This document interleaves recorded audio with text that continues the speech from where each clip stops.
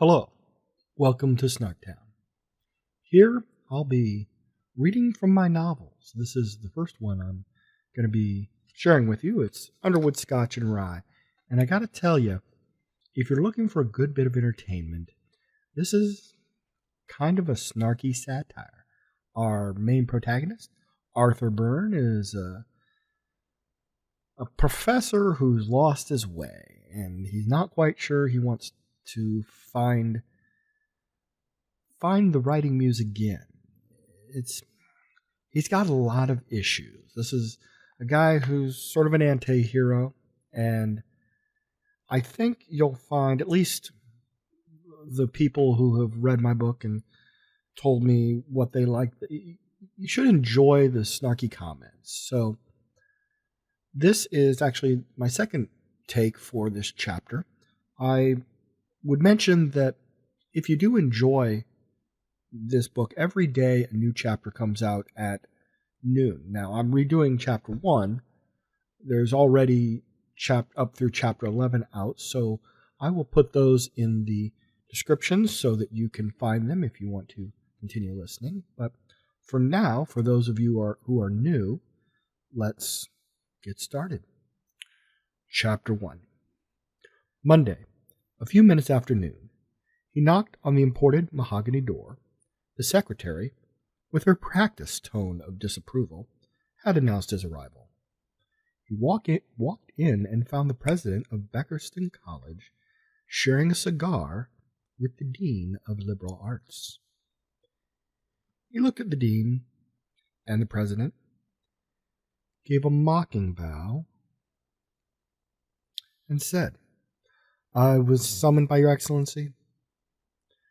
President Jonathan Grosvenor put out a cigar and said, "You're late. It is only 4 minutes after noon. Our meeting was at 10. I am unfamiliar with this 10 thing of which you speak," Arthur said. "Maybe if you would get up at a reasonable hour once in a while, you would be."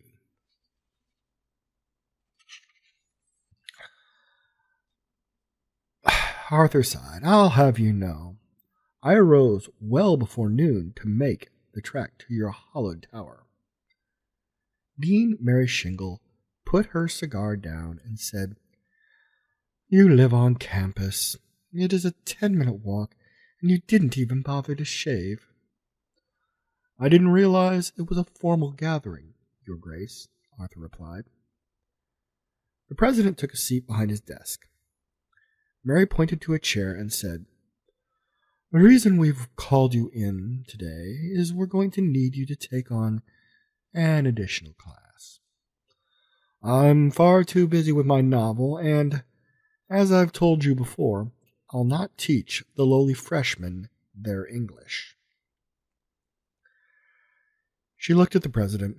A wry smile settled over the top of the sour look that was her norm. She said, "Arthur, we wouldn't think of burdening you with English 101.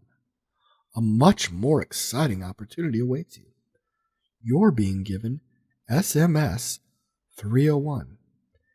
Dear Mrs. Clayton has, well, let's just say she has become unavailable." "I'm not familiar with this SMS 301.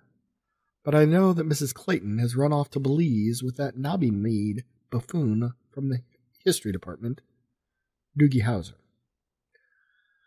Donald Hauserman, and yes, they've left us in an unfortunate position.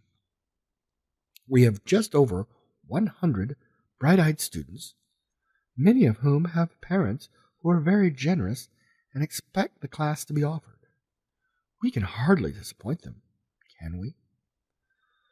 I think you'll find I am more than qualified to disappoint them. One might say there are few things I relish more than crushing the spirits of our—" She interrupted. "Yes, we are well aware, but this isn't a request." Arthur, perpetually on the cusp of a hollow threat of quitting, said, "I can't possibly be ready to teach a class about— What is SMS 301. President Grosvenor stood and said, "Don't get all worked up, Arthur. It's a new course, cutting edge, really, which was added to the catalog last spring for this fall semester. SMS stands for Social Media Sciences." What in God's name is the science of social media, and why would you think I could possibly teach this course? You are a writer, and content is king, or so I'm told. All 104 slots filled up on the first day of registration. Content? President Grosvenor walked around the desk, a signal that the meeting was coming to a close, and said, "Gladys has a syllabus for you. You'll cover Facebook, Twitter, that sort of thing, but the main focus will be blogging. You do have a computer, don't you?" Arthur was stunned, but he didn't hear anything after the word blogging. He did not personally own a computer and barely tolerated the one that sat in the corner of his office. "Arthur, if you have any questions, Mary will be happy to give you the guidance you might need."